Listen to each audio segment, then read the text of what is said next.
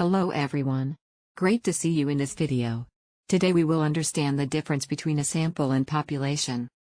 Before crunching any numbers and making decisions, we should introduce some key definitions. The first step of every statistical analysis you perform is to determine whether the data you are dealing with is a population or a sample. A population is the collection of all items of interest to our study, and is usually denoted with an uppercase N. The numbers we've obtained when using a population are called parameters. Sample is a subset of the population and is denoted with a lowercase n. And the numbers we've obtained when working with a sample are called statistics. Now you know why the field we are studying is called statistics. Let's say we want to perform a survey of the course prospects of the students studying in the IIT. What is the population? You can simply walk into Institute and find every student, right? Well, surely that would not be the population of IIT students. The population of interest includes not only the students on campus, but also the ones at home, on exchange, abroad, distant education students, part-time students, even the ones who enrolled but are still at high school. Though exhaustive, even this list misses someone. Point taken, populations are hard to define and hard to observe in real life. A sample, however, is much easier to gather. It is less time-consuming and less costly.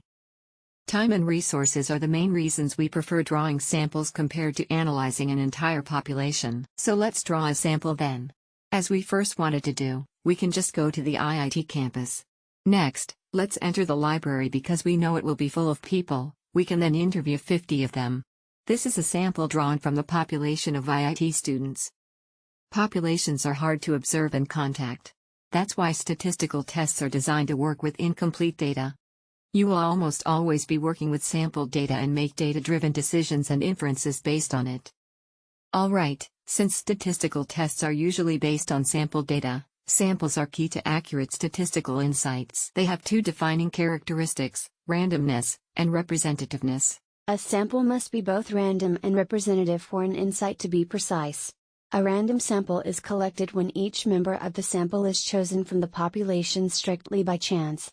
A representative sample is a subset of the population that accurately reflects the members of the entire population. Let's go back to the sample we just discussed, the 50 students from the IIT library. We walked into the Institute library and violated both conditions. People were not chosen by chance. They were a group of IIT students who were there for reading. Most members did not even get the chance to be chosen as they were not in the library.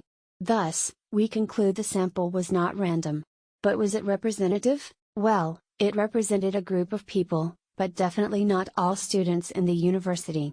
To be exact, it represented the people who have lunch at the Institute library. Had our survey been about course prospects of IIT students who studies in the Institute library, we would have done well.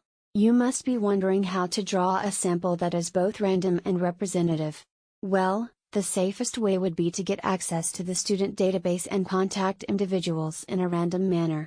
However, such surveys are almost impossible to conduct without assistance from the university. Alright, throughout the course we will explore both sample and population statistics.